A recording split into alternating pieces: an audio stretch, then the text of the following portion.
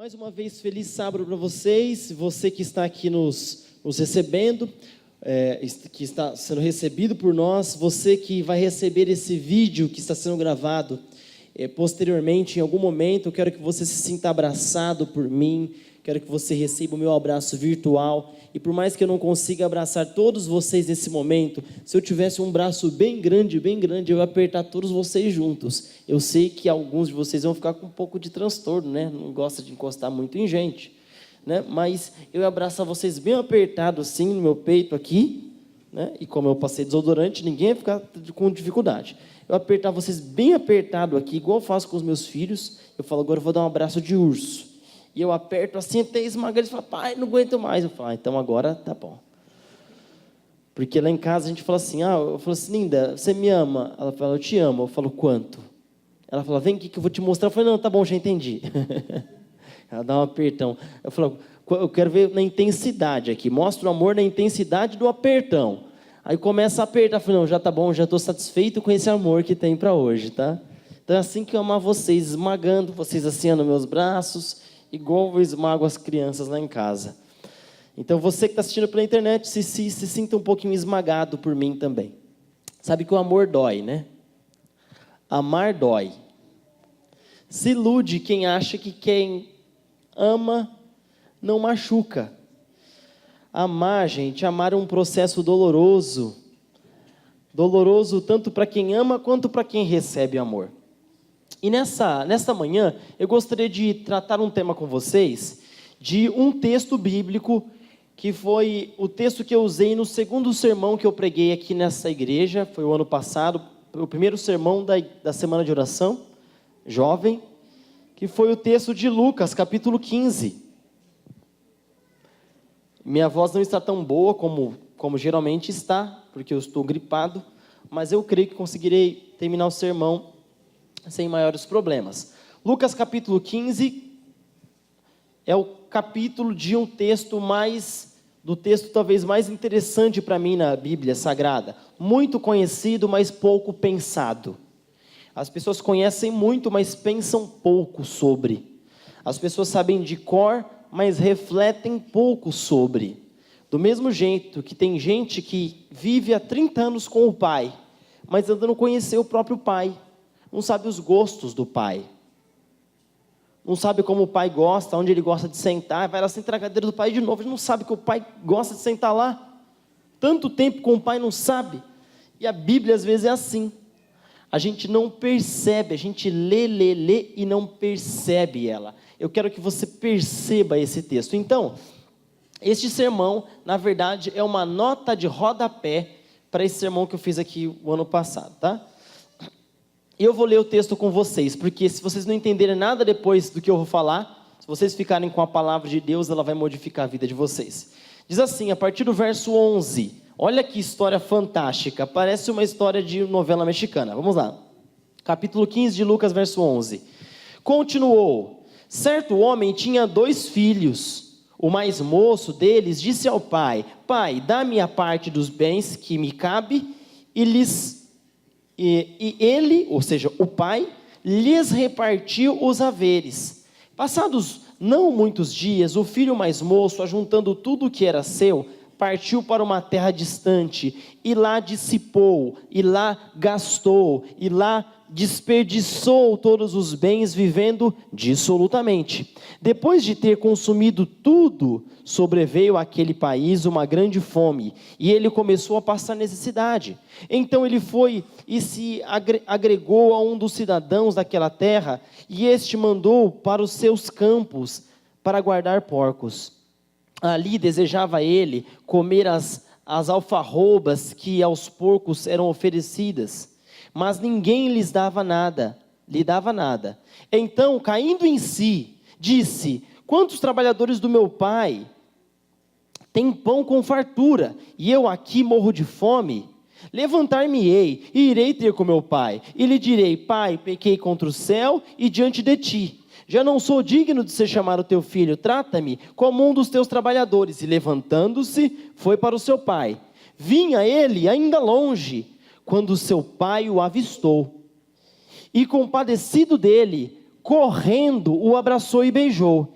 E o filho lhe disse: pai, pequei contra o céu e diante de ti, já não sou digno de ser chamado seu filho. O pai, porém, disse aos seus servos: trazei depressa a melhor roupa, coloque a roupa nele, põe nele um anel no dedo, dê sandálias para os pés dele. Trazei também e matai um novilho cevado. Comamos e nos alegremos, porque este meu filho estava morto e reviveu, estava perdido e foi achado. E então começaram a festejar. Eu me lembro da época, e agora eu não estou lendo mais a Bíblia, tá, gente? Pode levantar o olho. Eu me lembro da época, eu vi o pessoal falando: nossa, isso aqui não está no texto bíblico. Eu me lembro da época em que um copo de Guaraná fazia a minha alegria. Eu me lembro da época em que olhar os brigadeiros na mesa faziam minhas lombrigas pularem na barriga. Eu me lembro da época em que um quichute, só os velhos riram agora, né? Um quichute me fazia sentir o Romário ou o Bebeto, que eram os craques da minha época. Eu colocava aquele quichute quando tinha o quichute, porque eu usava o quichute até acabar todos os cravos dele, né? Porque o quichute era um artigo de ganhar no Natal. E então eu amarrava o cadarço, porque aquele cadarço, eu vou te falar, até hoje eu não consegui entender aquele cadarço do quichute, né? Eu amarrava o cadarço até aqui em cima, de tão grande que era o cadarço do quichute. E me fazia sentir um jogador de futebol. Lembro que ganhei um quichute, não lembro de quem ganhei, e eu colocava e sentava na cama. E eu gostava de colocar e ficava pensando eu na Copa do Mundo. E eu fazia o gol, e eu fazia assim, né, igual o Bebeto e tal. Só nessa época eu não imaginava que ia ter 3 filhos, né? Só ia ficar assim. Mas eu me imaginava. E de todas as faltas da infância, e de todas as simplicidades, e de todos os detalhes bem nostálgicos, mas simples da minha infância, eu me lembro que na minha infância eu sentia falta de validação. Eu lembro que eu tinha um sobrinho. E esse meu sobrinho era muito talentoso. Até hoje é. Provavelmente vai ouvir esse sermão, porque eles acabam ouvindo, todo mundo ouve o sermão, né? O Evandro. E esse meu sobrinho, o Evandro, ele é da minha idade. Eu nasci em 86, ele nasceu em 85. Então a gente cresceu junto praticamente. Ele é filho da minha irmã, mas ele vivia mais na minha casa do que na casa da mãe dele. Vivia muito na minha casa. E esse meu sobrinho era muito habilidoso manualmente. Ele montava e desmontava qualquer máquina. Ele consertava tudo. Ele pegava uma chave de fenda e ele fazia miséria com a chave de fenda. Ele arrumava, fazia, consertava. E eu sempre fui destrambelhado. Eu era aquela criança que eu pegava o copo e quebrava. Mas eu quebrei tanto copo na minha vida, eu acho que eu devia estar no Guinness Book. Eu quebrei muito copo, eu tinha coordenação ruim. E crescendo, toda vez que caía um copo em casa e quebrava, adivinha quem era? Era eu. Até hoje, eu tenho 33 anos de idade. Até hoje, lá em Ribeirão Preto, quando alguém quebra alguma coisa, o pessoal fala: ei, Rafael, eu nem estou lá. Às vezes ouço, começa a arder minha orelha, estão falando de mim lá. Porque eu não tinha muita essa habilidade. Eu era um cara do pensamento. Eu queria pensar sobre as coisas. Eu, com 10 anos de idade, eu queria falar de antropologia. Eu gostava de ler. E eu não tinha as habilidades que a minha família valorizava. Então, para ser validado lá, da onde eu vim, você tinha que ter habilidade manual. Porque se você não tivesse habilidade manual, você não era útil. O Rafael, eu lembro que eu estava com esse meu sobrinho, e o Evandro é meu amigo até hoje. Eu amo o Evandro de coração, como se fosse um irmão para mim. E eu nunca tive inveja dele. E não tem nada a ver com inveja, isso, gente. Vou explicar para vocês o que é. Tem a ver com você querer se sentir alguém só, né? Então, eu tenho 3 filhos. Eu vou buscar eles na escola. Essa semana eles foram no passeio da escola e teve algum teatrinho lá. Sobre a Malala, aquela moça árabe lá. E aí, voltando, aí eu sempre pergunto, Samuel, como foi o seu dia? Não sei se o Samuel está aqui na igreja. Se ele está aqui, ele fala assim, olha papai, eu comi lanche, eu comi o lanche, eu fiz isso, eu fiz aquilo. O Samuel fala o que ele fez no dia dele. Aí, antes do Samuel terminar, a Luísa fala, mas papai, a Luísa, ela também quer falar do dia dela. E eu falo, Luísa, ela quer, tô falando que ela quer. Fala do seu dia, Luísa. Ela falou, papai, comi o lanche, brinquei com os amiguinhos. Falei, qual amiguinho? O Bruno. A Laura, não, o Bruno não. O Leonardo. Aí a Laura comeu, papai, a Laura. E assim, a gente vai fazer o culto em casa. Quem vai fazer a oração hoje? A Laura, todo mundo quer. Então, todo mundo vai fazer a oração. Aí um faz oração, aí depois o outro faz. Porque todo mundo tem que ter um espaço. Todo mundo tem que ter um espaço. Todo mundo tem que ter uma oportunidade de ser, de se perceber alguém, de ser validado, e isso não é errado, isso não é pecado, isso é humano. Você vem aqui para a igreja e você busca um pouco dessa... Mas lá nessa época, um dia eu estou com o Evandro falou assim para mim, eu estava lá no tio, sabe aquelas conversas de moleque, assim, de criança, né? Mas ele não falou isso para mim com maldade e tal. E aí ele contou uma conversa que ele ouviu meu tio falando para minha mãe, falando que o Rafael era meio preguiçoso. O Rafael não gostava de pegar nas coisas, nas ferramentas, né, de pegar o peso e tal. Nunca gostei mesmo, nunca gostei. Eu sempre tive outra, mas eu me esforçava, gente. Eu me esforçava para tentar fazer alguma coisa manual assim, para o pessoal falar, nossa, ó, Rafael é bom. Rafael, você é incrível. Eu me esforçava ali. E ali eu percebi, logo cedo na minha vida, que as pessoas costumavam viver num jogo de admiração. E eu percebi que esse jogo de admiração começou a ter efeitos na minha existência. Por exemplo, eu comecei a me esforçar para ser alguém que eu não era. A me esforçar para ser habilidoso manualmente. Eu lembro que nos Desbravadores tinha especialidades, e tinha um monte de especialidade para escolher. E sabe o que a primeira especialidade que eu escolhi fazer? Foi bordado em ponto cruz. Faz sentido nenhum. Mas eu tentava mostrar para o pessoal que eu podia fazer alguma coisa manualmente. E esse processo, esse jogo da admiração, é óbvio que se eu perguntar para vocês aqui, o que vocês preferem? Vocês preferem ser admirados ou serem amados? Vocês vão falar, é claro que eu quero ser amado, você não é bobo, sabe que ser amado é melhor que ser admirado. Só que lá no fundo, todo mundo quer um pouco de admiração.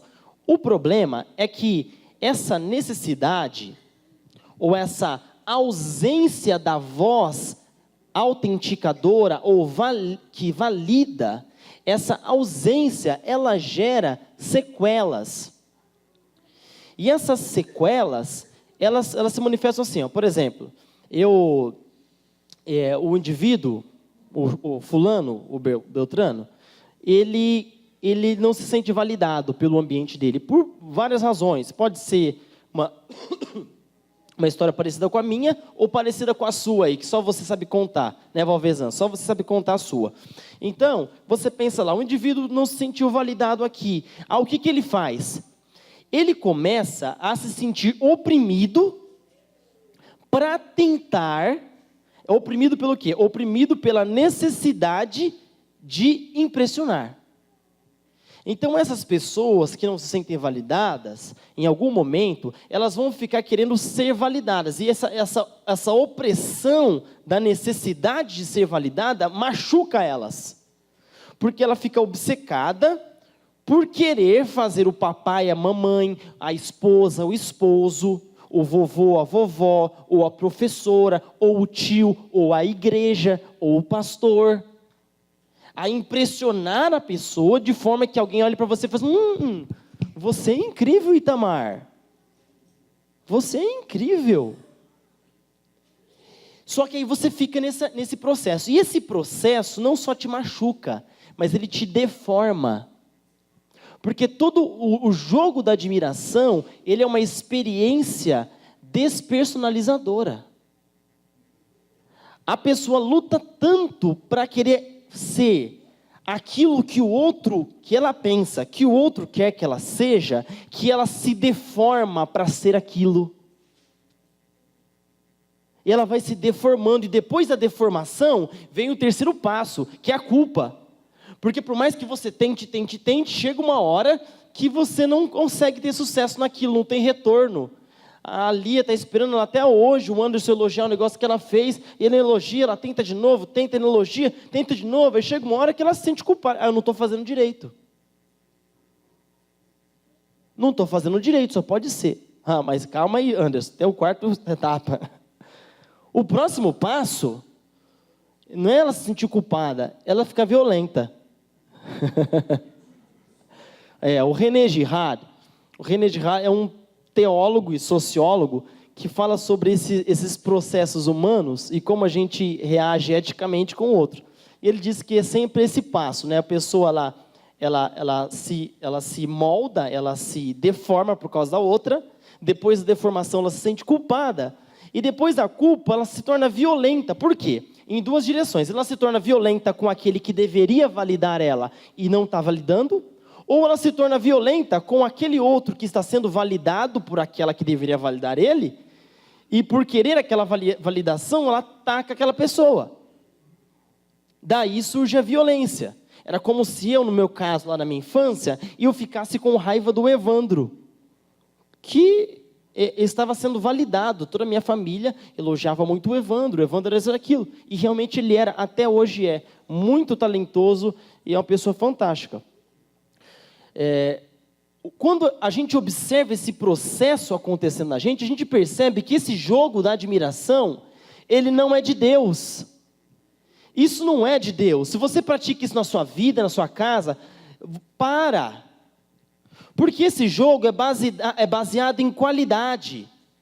O que é o jogo da admiração? Eu admiro porque essa pessoa ela é produtiva, ela contribui, ela é útil. Essa semana eu estive visitando uma família aqui da igreja, a família do Eduardo e da Anitta. Acho que a Anitta é filha da Rejane. E na mesa, na escrivaninha do menino delas, do Rodrigo, tinha um livro do Michael Sandel, A Justiça. Quem gosta de direito e de ética, ele é um professor de Harvard, um bom livro para você ler. Lá ele fala sobre o utilitarismo. E esse processo de você tratar as pessoas, ou as coisas, ou as regras, só por causa de utilidade. É útil, então eu admiro. Enquanto esse pastor está sendo útil para mim, eu vou admirar ele. O dia que ele deixar de ser útil ou entregar o produto que eu quero que ele entregue, aí a admiração acaba. Então você percebe que a admiração não é por causa do outro, é por causa de você mesmo. Na verdade, admira porque ele está me dando alguma coisa, ele está rendendo, está rendendo. Se está rendendo, a gente admira. É assim que o mundo vê, é assim que as pessoas se casam. É assim que as pessoas crescem. Vendo as outras nessa relação de jogo, desse jogo de admiração. Só que se você olhar para o texto bíblico aqui, você vê um cara que chegou para o pai e falou assim, pai, eu queria que você tivesse morrido. Você não morre logo, tá velho, não morre. Não aguento mais esse cabelo branco, que não fica mais, cada vez dia branco, você não morre. Então já que o senhor não vai morrer tão logo, me dá minha parte. Foi isso que ele falou. É uma ofensa muito grande, entenda bem. Em uma sociedade patriarcal, um menino chegar para o pai e falar assim, dá a parte que me compete, que eu tenho direito, ele ia morrer, porque se você conhecer uma sociedade que é baseada nos princípios de shame and honor, de vergonha e de honra, esse tipo de coisa não acontece. Ninguém chega para o pai e fala assim com o pai. Várias coisas não acontecem. Esse texto ele é muito subversivo e ele é anticultural. Por quê? Você vai observar, se você ler o capítulo 15, que na hora que o menino chega, o pai vê de longe. E o que o pai faz? O pai corre. Isso é muito estranho para a cultura do Oriente Médio. Principalmente para o Oriente Médio antigo. Como que um patriarca sai correndo? As pessoas correm até ele. As pessoas vêm até ele. Só que esse pai da parábola, esse pai de Jesus é um pai louco. Ele é louco, porque ele quebra todos esses paradigmas. Ele corre atrás do cara. Corre atrás do menino que desonrou ele. Devia correr para matar. Porque lá é assim, né? Você mata, desonrou a família, você é morto. A menina teve um problema, ela voltou com o menino da escola, então apanham, então é esfaqueada, morre pela família. É assim que funciona, é assim que funciona nesse tipo de cultura tribal. Mas não, esse pai volta e corre para pegar um menino ali e acolhe ele fala assim: pai, eu não sou digno de ser chamado teu filho. Realmente ele não era. E então o pai acolhe ele e fala: filho, não tem problema. Mas pai, eu gastei tudo, não tem problema. Aí você acha tudo muito bonito. Aí chega o irmão mais velho. O irmão mais velho fala assim: pai, peraí, esse cara não está produzindo. Eu trabalho há muito tempo aqui para você. E você não me trata assim. Qual que era a mentalidade do irmão mais velho? Ele estava no jogo da admiração. Onde as pessoas só têm valor se elas produzem, se elas são alguém na sociedade ou na comunidade, e aí então você valoriza elas por aquilo. E o pai, o filho mais velho fala para o pai, pai, mas ele está sujo, ele está fedendo. O pai fala: é verdade. Mas ele te traiu, ele gastou teus bens. É verdade. Mas ele gastou com prostituta seus bens. É verdade. Só que, filho, eu não jogo o jogo da admiração. Eu jogo o jogo do amor. Eu não jogo o jogo da admiração. Eu jogo o jogo do amor. Eu percebo que nas nossas relações, que no nosso processo religioso, experiência espiritual, a gente se relaciona muito baseado no jogo da admiração. E você sabe que validação não precisa vir de uma multidão. Eu paro ali fora para cumprimentar vocês antes que vocês saem. Dezenas ou centenas de pessoas apertam a minha mão e falam assim: pastor, que sermão lindo. Olha, lindo seu sermão e tal. E você pode pensar assim: nossa, validou. Ó, teve validação ali. Mas a grande verdade é que validação, que importa emocionalmente para a gente, ela não tem a ver com uma multidão, tem a ver com uma ou duas pessoas que você sabe que é importante para você, e que quando essa uma ou outra pessoa fala ou não fala, isso tem um impacto muito grande para você. Por exemplo, ontem, foi disparado pela igreja um vídeo de pôr do sol, para vocês receberem, toda sexta-feira, um vídeo de pôr do sol. E eu disparei para os grupos do meu WhatsApp também, né? E aí o meu cunhado, César, ele mandou uma mensagem para mim, ele falou: meu filho, eu te amo, hoje é dia dos filhos, ontem foi dia dos filhos, não sabia, eu te amo e tal, tal. E ele demonstra o carinho dele por mim ali e tal. E isso me faz bem? Faz bem. Mas você acha que isso substitui a palavra de um verdadeiro pai meu falar que me ama? Não. Não substitui. Não adianta fingir. Não tem como tapar. Existem alguns buracos. Gente, olha aqui, vem para mim. Olha para mim aqui. Tem algumas coisas na nossa vida. Obrigado pela água. Olha, isso aqui é uma cultura boa. Deixar água para o pregador é uma coisa que é legal. Algumas coisas nas nossas vidas, a gente vai ter que conviver até Jesus voltar. Já parou para pensar nisso? Ou você está vindo para a igreja aqui achando que eu vou deixar você 0 quilômetro? Só que é oficina de bairro, colega. Isso aqui é oficina de bairro. Você não vai ficar 0 quilômetro. Você acha: não, eu vou vir aqui e a minha experiência religiosa vai ser tão perfeita e tal, que eu vou zerar todos os defeitinhos e faltas e lacunas e espaços vazios do meu ser. Isso é ilusão. É muito possível que alguns até erros que você tenha, você vai ter que lutar com eles até a glorificação, colega. Faz cara de surpreso para mim agora. Um monte de cara de traquina desse tamanho assim na igreja olhando para mim. Não, eu estou falando de você mesmo. Você não entendeu ainda que tem alguns erros que você tem, alguns defeitos, que você vai ter que esperar Jesus Cristo colocar o dedo em você e te transformar. Porque até hoje você não mudou. Quanto tempo você está na igreja?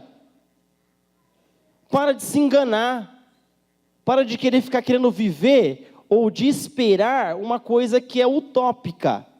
Aprenda a viver com um pouquinho que você tem. Se hoje é marmita com uma marmitinha de arroz e feijão que você tem, é isso. Não fica. Pode imaginar que é uma picanha, mas não é. É o frito mesmo. É isso que você aceita a realidade. Quando você aceita essa sua impossibilidade de ser, essa impossibilidade ontológica, você começa a perceber melhor o que Deus está fazendo para fazer esse seu ser um ser mais leve. Então, quando a gente entende que a gente precisa também da validação das pessoas, né? Só que não é de todo mundo que a gente precisa, é de 1 ou 2 ou 3, isso já resolve nosso problema aqui. Sabe por quê? Porque é bem possível que a gente consiga validar todo mundo aqui. É muito possível que muitos de vocês sejam validados hoje aqui. É muito possível. Porque eu tenho 3 perguntas para fazer a vocês nessa manhã. E eu quero que vocês me respondam. A primeira pergunta é: quem são as pessoas das quais você precisa de validação? Não é precisa falar não, por favor, tá? Pensa. Quem são aquelas 1 ou 2 pessoas das quais você precisa que ela fale e fale assim: olha, Marino, você é incrível. Você é muito importante para mim. Você é incrível. Pensa nas pessoas. A segunda pergunta é: quem são as pessoas que esperam que você valide elas? Porque a gente costuma ficar só pensando em ser validado. Eu preciso ser validado, eu preciso ser elogiado, eu preciso receber um tapinha nas costas. Só que a gente nunca pensa: quem são as pessoas que hoje estão esperando de mim validação? Estão esperando de mim admiração? Estão esperando de mim um elogio, um sorriso, uma corrida em direção a Ele, um beijo, um abraço? Quem são essas pessoas que hoje estão esperando isso de você? E terceira coisa, a pergunta que eu tenho a vocês: o filho pródigo foi validado por todo mundo? Não. O pai o recebeu, validou e acolheu. E o irmão mais velho? Não. Sabe por quê? Porque a vida não é justa. E a vida não é perfeita. Se você está esperando aqui nessa terra a validação e acolhimento de todo mundo, você está lascado. E mal pago. Porque o ser humano não funciona assim. É muito possível que você corra caminhos tortuosos, íngremes, e chegue em um momento em que você vai perceber que aquela pessoa que você esperava a validação, poxa vida, mas é o meu irmão, pastor. É meu filho. O meu filho me olhando assim com desdenho. A minha mãe me tratando assim. Gente, vou dizer uma das coisas mais horríveis do mundo é você ver alguém, por exemplo, doente, sem cuidado, sem companhia. Quantas e quantas vezes já visitei irmãzinhas bem velhinhas no hospital, às vezes com câncer, bem magra no hospital, e eu chego lá para orar, para ficar junto com elas, e fico às vezes horas, e não vai ninguém lá. Vai ninguém. Eu já vi gente de igreja com a esposa tendo que fazer a radioterapia, e o fulano ali na casa dele, e a mulher indo a pé, ou de ônibus fazer negócio, e o cara com o carro na garagem, vendo a mulher cheirando queimado da radioterapia, indo fazer um tratamento sozinha.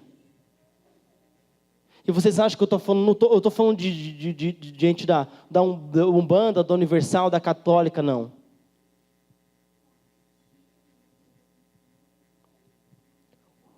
O maior sofrimento que alguém pode ter nessa terra é se sentir sozinho, se sentir sem valor. Esse é o maior sofrimento que alguém pode ter. A morte é fichinha. A gente morre de uma hora para outra, nem percebe, mas enquanto a gente está vivo e a nossa existência não importa, isso machuca. Essa semana estive visitando a vozinha da Miriam, uma graça benedita, viu, gente? Porque lá está com um probleminha no intestino, quase caiu e tal. Mas todo tempo tem alguém lá com ela. É isso aí, é o mínimo, viu? Se a Miriam vai ouvir, é o mínimo que pode fazer. Não pode deixar sozinha, tem que carregar mesmo, tem que cuidar mesmo, porque é um ser humano, é a menina do olho de Deus. É assim que a gente faz. Quando a gente entende que Deus nos valida, do mesmo jeito que Ele validou Jesus lá, quando Jesus foi batizado, eis o meu filho amado, em quem eu tenho prazer, validação. O que Deus está fazendo lá no batismo de Jesus? Eis o meu filho amado, em quem eu tenho prazer, está validando Jesus. Quando a gente entende que a gente recebe validação de um, mas não de outro, a gente tem que aprender a se satisfazer com a validação que teve. Porque senão você fica um louco hostil. Você pode até ir longe. Eu conversando com um colega de ministério, em quem eu percebi que a falta de coisas na vida dele promoveram certas disfunções na vida dele. Eu falei assim para ele, falei, colega, é o seguinte, ó, você joga bola, legal, tá? Você joga muito. Mas agora está na hora de você passar a bola. A gente já sabe que você joga bem. Mas não, eu tenho que mostrar que eu sou bom, eu tenho que fazer lá na igreja, eu tenho que ter isso, eu tenho que fazer aquela coisa, aquela vontade de se validar, porque se as pessoas não me perceberem, se as pessoas não me notarem, eu não vou ser. Mas existe um momento, gente, em que a gente tem que se recolher diante de Deus e pedir a validação dEle. Porque se você ficar dependendo da validação de gente, é bem possível que você encontre um irmão mais velho no teu caminho. É bem possível que você encontre um pai que não corra em sua direção. É possível que ninguém coloque um manto sobre as suas costas, e muito menos um anel no teu dedo. A decisão que você tem para fazer daqui para frente é depender da validação de Deus ou da validação das pessoas. Não é pecado ser validado, não é pecado buscar isso. Mas eu digo para vocês que minha vida é muito mais livre esperando só de Deus. Que a liberdade mental, que a liberdade de vida, quando você espera de Deus e não de gente. Agora, para as gentes, a gente valida as gentes. A gente cuida das gentes. A gente abraça as gentinhas. Dá para eles o que querem. A gente, quando se sente validado por Deus, a gente não tem problema de ser liderado. A gente não tem problema de perder na discussão. A gente não tem problema de não ser eleito. Quando a gente tem senso de valor, a gente fica tranquilo quando não é meu nome que é citado. Quando não recebi aplausos, nem recebi menção ao que eu fiz, deixei de fazer. Porque é Deus que me valida. E é muito melhor. É muito melhor esperar a validação de Deus. Esse lugar, essa igreja, é um lugar de validação. Deus te dá valor. Deus te valoriza. E isso deveria te bastar.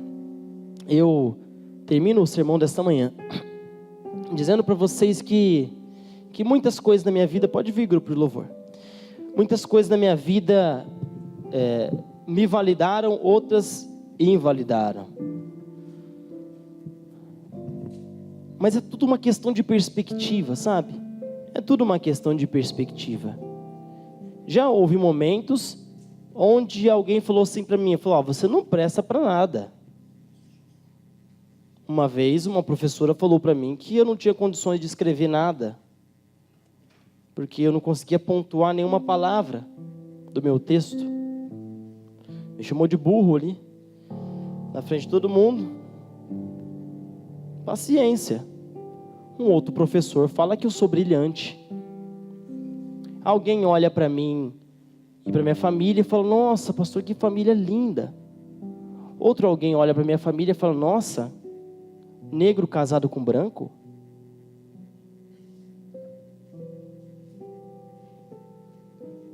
É tudo uma questão de perspectiva. Como eu olho a vida? como eu vou enxergar a minha existência e como isso vai afetar os meus relacionamentos aqui nessa terra. Eu quero que a partir de hoje você olhe para a forma que você se relaciona com o seu irmão aqui no Riacho Grande e perceba se as suas ações não é fruto de uma falta. Perceba se as suas interações não é um subproduto de um buraco no seu ser, de um desejo de ser que ainda não se tornou. Saiba, isso não é culpa minha, nem de ninguém aqui dentro. Mas saiba também que a gente te aceita assim, a gente te acolhe assim, mas tenta resolver, tenta buscar isso de Deus, porque mais cedo ou mais tarde, você vai ficar se sentindo oprimido, você vai se deformar para ser uma coisa que você espera que você acha que a gente espera que você seja. Depois de ficar deformada, você vai ficar se sentindo culpada por não ter tido sucesso. E depois de não ter tido sucesso e toda essa culpa, você vai começar a hostilizar. Porque esse é o processo final desse ciclo destruidor do jogo da admiração. Então, filho mais velho, eu não jogo esse jogo da admiração, eu jogo o jogo do amor. Se você for jogar, seja na tua casa ou seja aqui, seja na tua vida, seja com teu esposo, seja com seu filho, não jogue o jogo da admiração, jogue o jogo do amor. Que Deus abençoe você, na sua vida, com a sua mente, com a sua família. Esse é meu desejo, em nome de Jesus, para a vida de vocês. Feche seus olhos e ore comigo. Grandioso Deus, peço que o Senhor valide a nossa existência, não porque somos especiais, não porque temos méritos, mas porque queremos ser, e ser diante dos teus olhos. Queremos nos sentir como alguém importante para o Senhor, e que nesse processo de se sentir bem, que possamos fazer outros se sentir bem, fazer outros se sentirem queridos, acolhidos e bem recebidos em nosso meio, seja aqui dentro dessa nave, seja no lugar de comer, seja na sala das crianças, seja no pátio, seja no estacionamento, na nossa casa ou nos corredores desse local. Que acolhimento seja a palavra-chave, que validação esteja sempre em nossa mente, não como algo a se buscar, mas algo para dar. Que o Senhor use cada um de nós aqui para sermos validadores da existência alheia, assim como o Senhor fez na cruz do Calvário, validando a nossa importância e mostrando quão importante éramos para o Senhor. Fale sempre ao nosso coração, nos dê uma semana de crescimento como comunidade do Cristo vivo. Em nome dele assinamos essa oração. Amém, Senhor.